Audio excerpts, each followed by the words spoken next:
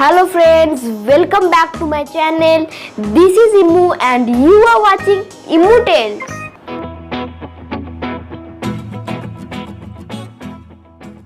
Today I am going to recite a poem, The Canary, which is written by a famous poet, Elizabeth Turner.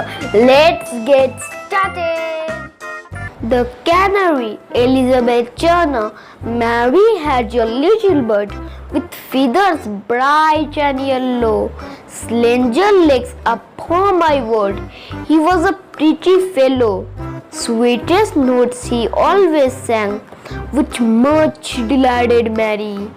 Often where his cage was hung, she sat to her canary.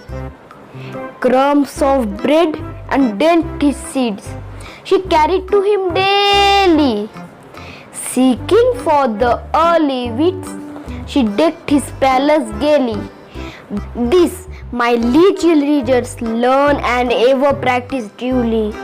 Songs and smileys of love returns to friends who love you truly. Thank you. So friends, how is this poem? I hope you all have enjoyed.